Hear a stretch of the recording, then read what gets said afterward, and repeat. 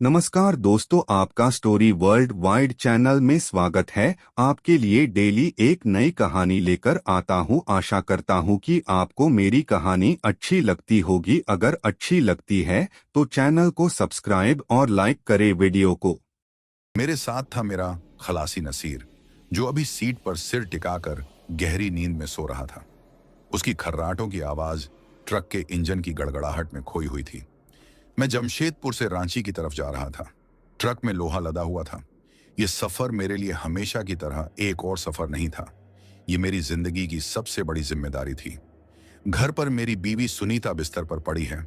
Doctor ने कहा है कि उसका ऑपरेशन जल्दी होना चाहिए, वरना मैं उस वरना के बारे में सोच भी नहीं पाता। उसके इलाज के लिए पैसे चाहिए, बहुत सारे पैसे।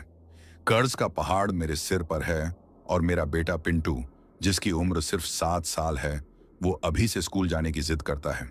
पर मेरे पास फीस भरने तक के पैसे नहीं हैं। ये सफर सिर्फ माल ढोने का सफर नहीं, बल्कि मेरी सुनीता की जान बचाने का सफर है। इसीलिए मैं इस बारिश और अंधेरे में भी NH-33 पर चलने को मजबूर हूं। दूसरे ड्राइवर रात होते ही इस हाईवे से बचते हैं, लेकिन मेरे पास कोई चारा नहीं। मुझे समय पर पहुंचना ही होगा। नसीर ने करवट ली और बड़बड़ाया, भैया कितनी देर और? उसकी आंखें अभी भी बंद थीं। मैंने कहा, अभी तो बस शुरुआत है नसीर, सुबह तक पहुंचना है। उसने आंखें खोली और बाहर के अंधेरे को देखा। उसके चेहरे पर एक अजीब सी दहशत थी, जैसे वो इस हाईवे के बारे में कुछ जानता हो। भैया, ये NH-33 है ना? उसने धीमी आवाज में पूछा। मैंने हाँ में सिर हिलाया।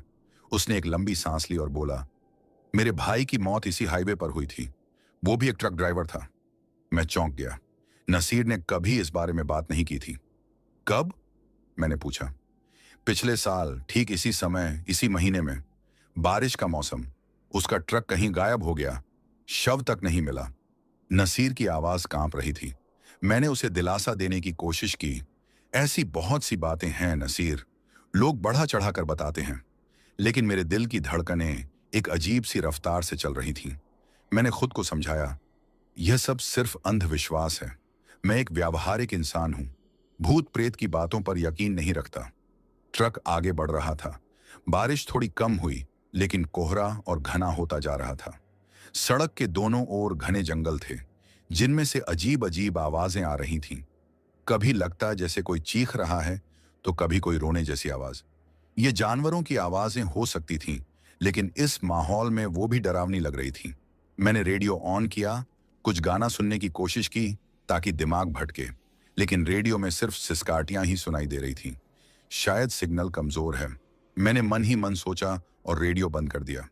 तभी अचानक ट्रक का इंजन एक अजीब सी आवाज करके रुक गया।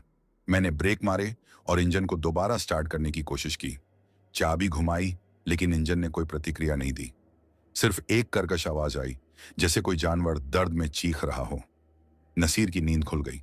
क्या हुआ भैया? उसकी आवाज में डर साफ झलक रहा था। कुछ नहीं, इंजन शायद गीला हो गया है, मैंने कहा।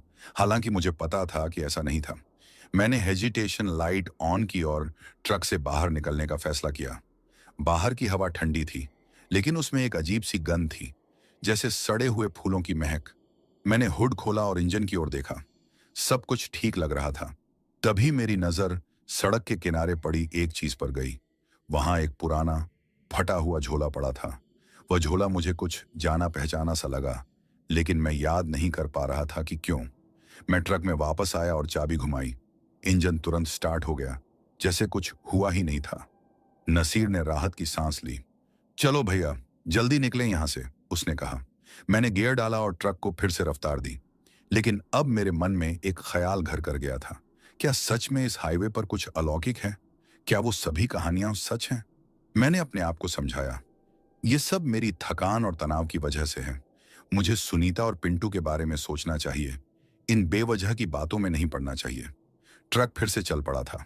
मैंने घड़ी देखी, रात के 12:40 हो रहे थे। अभी लंबा सफर तय करना था। मैंने स्पीड बढ़ाई, लेकिन तभी मुझे पीछे से एक आवाज सुनाई दी। यह आवाज इंसानी हंसी जैसी थी, लेकिन उसमें एक अजीब सी विकृति थी, जैसे कोई जानवर इंसानी आवाज की नकल कर रहा हो।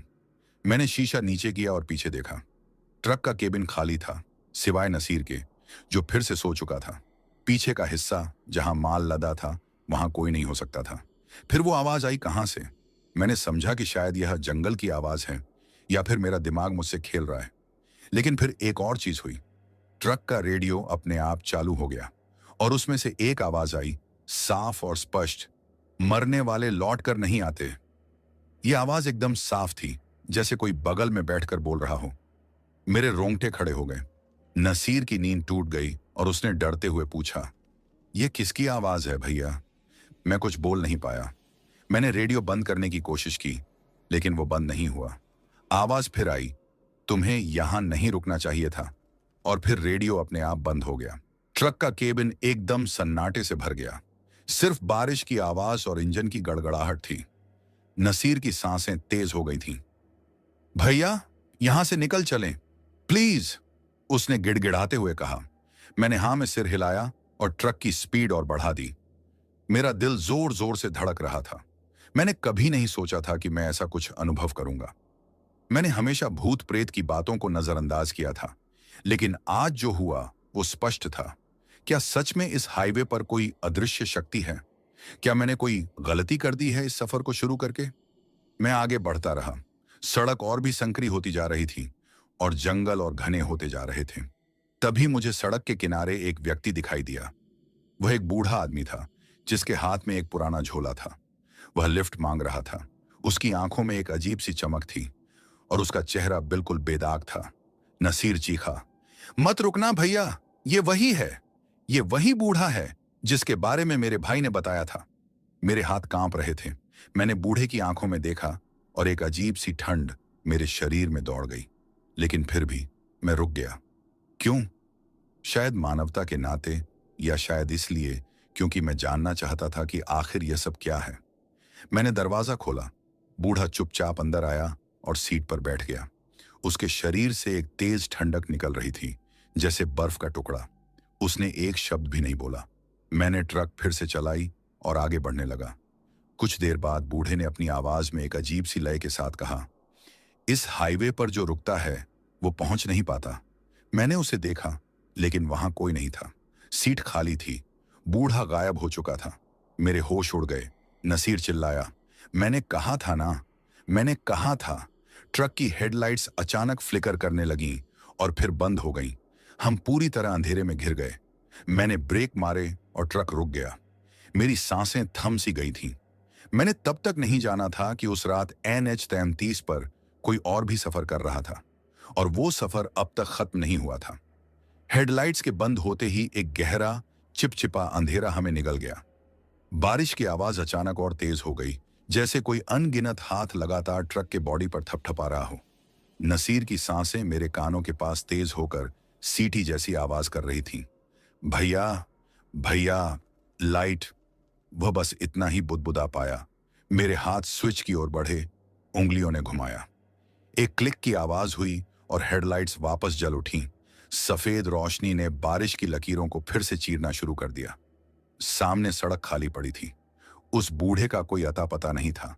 मैंने गहरी सांस ली, अपने दिल की धड़कनों को शांत करने की कोशिश की। बस कोई मजाक होगा, नसीर, मैंने कहा, आवाज में एक झूठी बहादुरी भरते हुए। शायद कोई लोकल लोग हमें डरा रहे हैं। नसीर ने मुझे देखा। उसकी आंखों में डर के साथ साथ एक अविश्वास था। मजाक? भैया, मेरे भाई ने भी ऐसा ही कहा था। उस रात वो फोन पर बोला था कि एक बूढ़ा दिखा है और वो गायब हो गया। उसके बाद हमने उसे कभी नहीं देखा। उसकी आवाज लड़खड़ा गई। मैंने ट्रक को फिर से गति दी। मन ही मन सोचा, नसीर का दिमाग शायद अपने भाई की मौत के सदमे से खराब है। उसे चीजें दिख रही हैं, पर जो कुछ अभी हुआ वो तो मैंने भी देखा था। उस बूढ़े की बर्फ जैसी ठंडक, उसके गायब होने का तरीका, वो सब मेरी कल्पना नहीं हो सकती।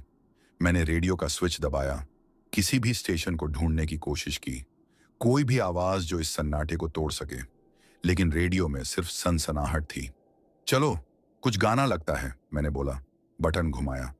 तभी अचानक सनसनाहट के बीच से एक साफ स्पष्ट आवाज उभरी।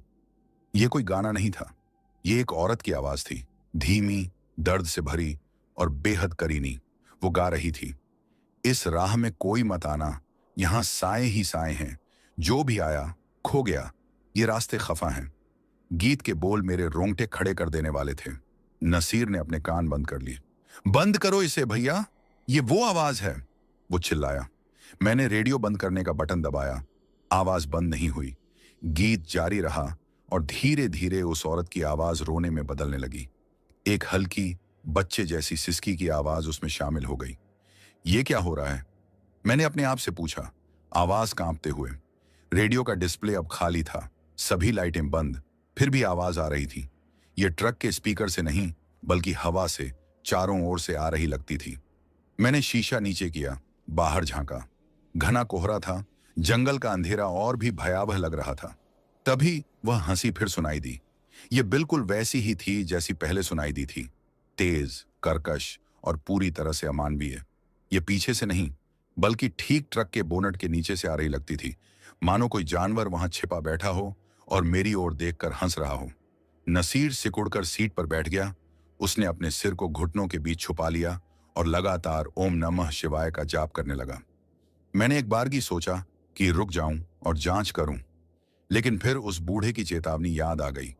इस हाईवे पर जो रुकता है वो पहुंच नहीं पाता। मैंने एक्सेलरेटर को जोर से दबा दिया। ट्रक तेजी से आगे बढ़ा। रेडियो से आ रही रोने की आवाज और हंसी दोनों अचानक बंद हो गईं, जैसे किसी ने स्विच ऑफ कर दिया हो। सन्नाटा वापस लौट आया, लेकिन यह सन्नाटा अब और ज्यादा डरावना लग रहा था। यह एक सजीव, सांस लेती चीज की तरह लग रहा था जो हमें घेरे हुए थी। नसीर, मैंने धीरे से कहा, ठीक हो? उसने सिर उठाया, चेहरा पीला, आंखें लाल। नहीं भैया, यहां से निकलना है अभी। उसकी हालत देखकर मेरा दिल पसीज गया।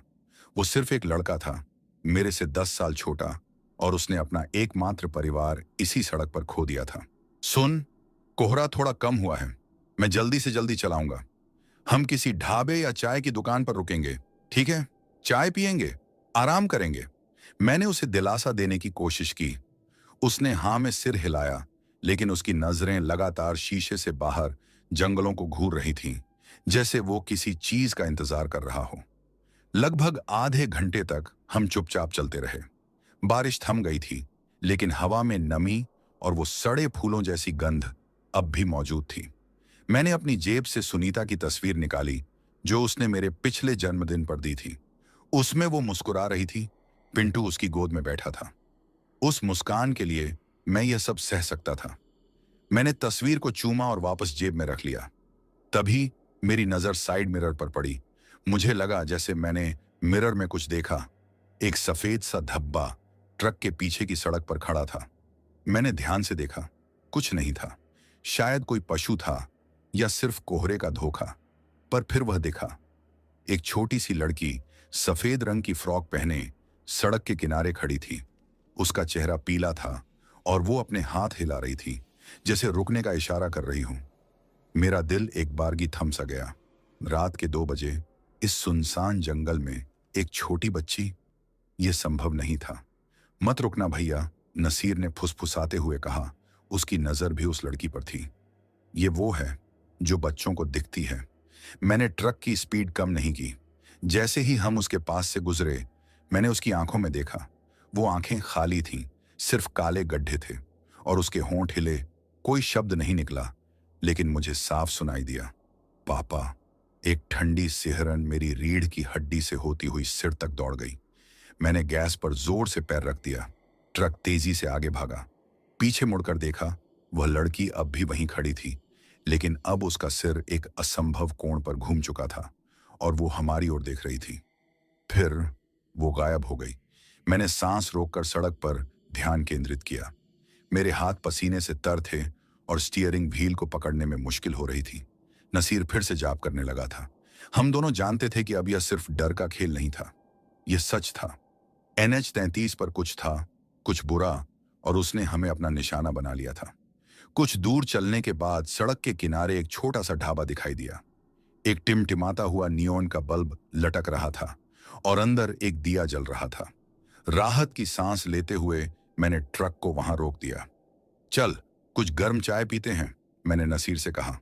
उसने हाँ में सिर हिलाया, लेकिन उसकी आंखों में अब भी वही डर कायम था। हम दोनों ट्रक से उतरे। हवा का एक ठंडा झोंका हमारे चेहरों से टकराया और उसके साथ वही अमानवीय हंसी एक बार फिर गूंजी। दूर से जंगल की गहराइयों से। मैंने शीशा नीचे किया, पर बाहर सिर्फ अंधेरा था। ढाबे का नीला बल्ब हवा में हल्का सा हिल रहा था, जिसकी रोशनी टूटे हुए फर्श पर डगमगाते हुए नाच रही थी। अंदर से तेल और मसालों की गंध आ रही थी, जो उस सड़े हुए फूलों वाली गंध को कुछ पल के लिए दबा रही थी। हम दरवाजे के पास ही खड़े हो गए, आंखें अंधेरे में उस हंसी की दिशा में गड़ाए हुए जो अब खत्म हो चुकी थी। सन्नाटा फिर से वापस आ गया था, लेकिन अब वह और भी भारी लग रहा था, जैसे कोई हमारा इंतजार कर रहा हो। चलो अंदर चलते हैं, मैंने नसीर से कहा। उसके कंधे पर हाथ रखा। वह सहमा हुआ था, उसका शरीर कांप रहा था। ढाबे के अंदर एक बूढ़ा आदमी टूटी हुई प्लास्टिक की कुर्सी पर बैठा था। एक पुराने ट्रांजिस्टर रेडियो से सस्ते स्टेशन का कोई गाना सुन रहा था। उसने हमें देखा। उसकी आंखों में कोई हैरानी नहीं थी, बल्कि एक गहरी थकी हुई पहचान थी, जैसे वह ऐसे लोगों को रोज देखता हो। 2 चाय, मैंने आवाज लगाई।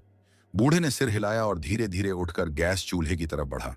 उसकी पीठ झुकी हुई थी, चलने में लड़खड़ा रहा था। ढाबे की दीवारों पर पुराने कैलेंडर और फीके हुए देवी देवताओं के पोस्टर लगे थे।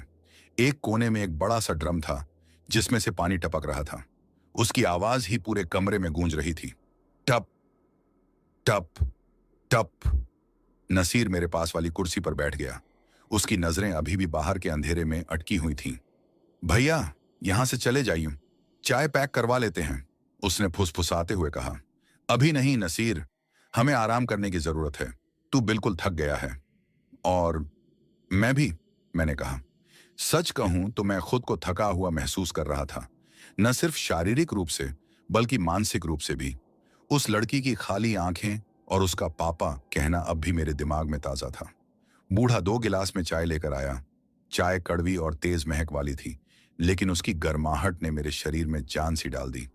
बड़ी रात है सफर करने की, बूढ़े ने अपनी फटी हुई आवाज में कहा।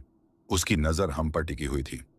NH 33 पर रात का सफर जोखिम भरा काम है। कोई चारा नहीं है, मैंने जवाब दिया, चाय की चुस्की लेते हुए। समय पर माल पहुंचाना है। बूढ़े ने सिर हिलाया, जैसे वह मेरी मजबूरी समझता हो। बहुतों ने यही कहा है, बहुतों ने। उसने एक लंबी सांस ली और ट्रांजिस्टर बंद कर दिया। अचानक ही सन्नाटा और गहरा हो गया। सिर्फ पानी की टपकन की आवाज बची थी। आप लोगों ने कुछ देखा है रास्ते में? उसने सीधे पूछ लिया। मैं और नसीर एक दूसरे की ओर देखा। फिर मैंने धीरे से सिर हिला दिया। एक बूढ़ा आदमी लिफ्ट मांग रहा था। बूढ़े की आंखें थोड़ी चौड़ी हो गईं, फिर वह फिर से सामान्य हो गईं। झोला लिए हुए? उसने पूछा। मेरा गला सूख गया। मैंने हाँ में सिर हिलाया। बूढ़े ने अपनी आंखें बंद कर ली, जैसे कोई दर्दनाक याद ताजा हो गई हो। वो कोई आदमी नहीं है बेटा, वो तो एक चेतावनी है, एक निशानी। जब भी वो दिखता है, इसका मतलब है कि यह सड़क अपना नया शिकार ढूंढ ली है।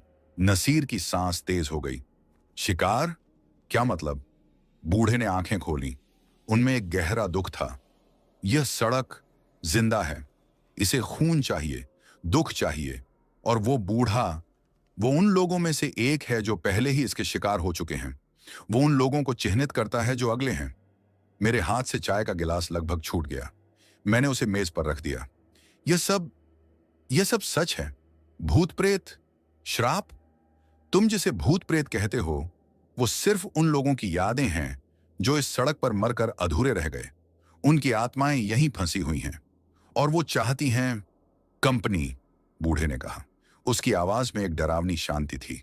उसने आगे कहा, उस बूढ़े ने तुमसे कुछ कहा था। मैंने याद किया। उसने कहा, इस हाईवे पर जो रुकता है वो पहुंच नहीं पाता। बूढ़े ने गंभीरता से सिर हिलाया। और तुम रुक गए। तुमने उसे लिफ्ट दे दी। अब तुम उसकी लिस्ट में हो। किस लिस्ट में? मैंने पूछा, आवाज लड़खड़ाते हुए। मौत की लिस्ट में बेटा। यह सुनकर नसीर उठ खड़ा हुआ। हमें जाना चाहिए भैया, अभी। उसका चेहरा सफेद पड़ गया था। बूढ़े ने हमें रोकने का इशारा किया। भागोगे नहीं, इस सड़क से भागा नहीं जाता। जिसे यह चुन लेता है उसका अंत यहीं होता है। लेकिन एक तरीका है। क्या? मैंने उम्मीद से पूछा। रुको मत, चलते रहो। चाहे कुछ भी हो जाए, चाहे कुछ भी दिखे, बस चलते रहो। मंजिल तक पहुंचने से पहले रुको मत।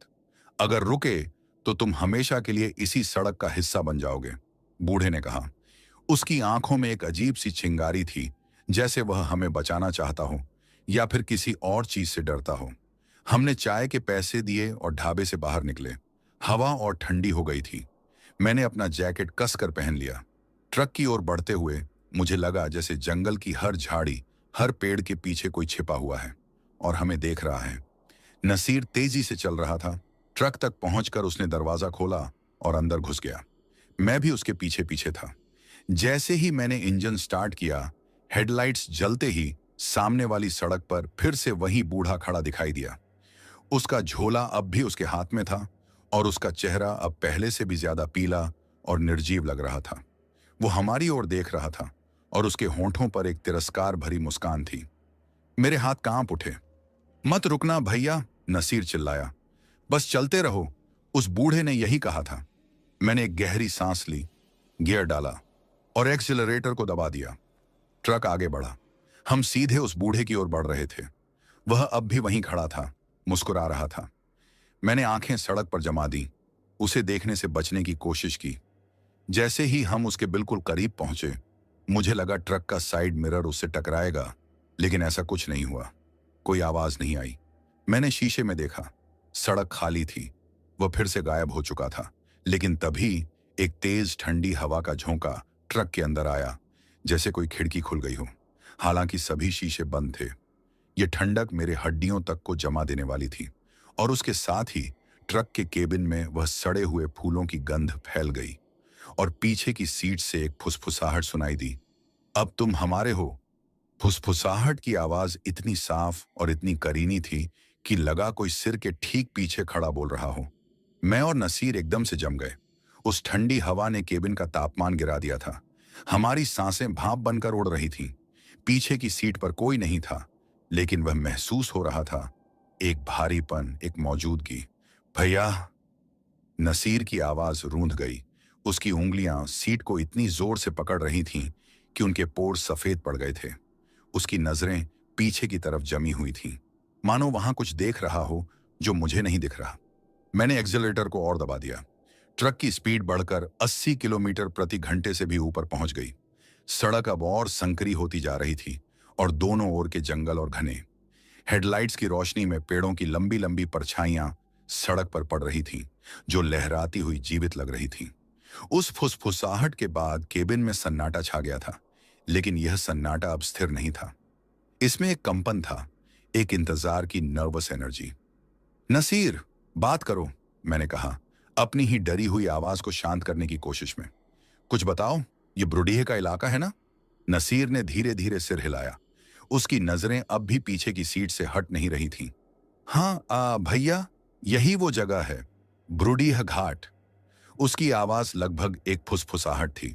लोग कहते हैं यहां रोज हादसे होते हैं, कोई ना कोई मरता है, सुबह उठते ही नई लाश मिलती है। उसकी बात पूरी भी नहीं हुई थी कि ट्रक के टायरों के नीचे से एक चीख जैसी आवाज आई, एक तेज रबड़ के फटने जैसी आवाज। ट्रक अचानक दाईं ओर झुका और स्टीयरिंग व्हील मेरे हाथों से बेकाबू होकर घूमने लगा। ब्रेक! नसीर चिल्लाया। मेरे पैर ने ब्रेक पर जोर से प्रहार किया, लेकिन ब्रेक पेडल बिना किसी प्रतिरोध के फर्श तक चला गया। यह बिल्कुल खाली था। Brake fail. ब्रेक नहीं है, मैं चीखा। ट्रक अब अनियंत्रित होकर सड़क पर सांप की तरह टेढ़ा मेढ़ा दौड़ रहा था। स्पीड कम होने का नाम नहीं ले रही थी। सामने एक तेज मोड़ था। अगर हम सीधे निकल गए तो जंगल की गहरी खाई में गिर जाएंगे। मेरे हाथों ने स्टीयरिंग व्हील को जोर से पकड़ा। पसीने से भीगी हथेलियां फिसल रही थीं। मैंने लो गियर में डालने की कोशिश की, इंजन ब्रेकिंग से स्पीड कम करने की। गियर लीवर हिला, लेकिन गियर नहीं लगा। यह बिल्कुल फ्री था, जैसे गियर बॉक्स ही गायब हो गया हो। गियर भी नहीं लग रहा। मैंने नसीर की ओर देखा। उसकी आंखों में मौत का डर साफ झलक रहा था। भैया, ये वही हो रहा है जो मेरे भाई के साथ हुआ था, उसने चीखते हुए कहा। सामने का मोड़ तेजी से नजदीक आ रहा था।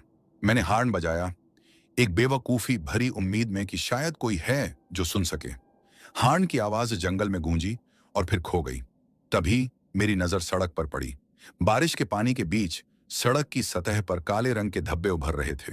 यह पानी नहीं लग रहा था, यह गाढ़ा, चिपचिपा और लालिमा लिए हुए था। खून। सड़क पर खून के धब्बे थे जो बारिश में भी नहीं धुल रहे थे बल्कि और गहरे होते जा रहे थे।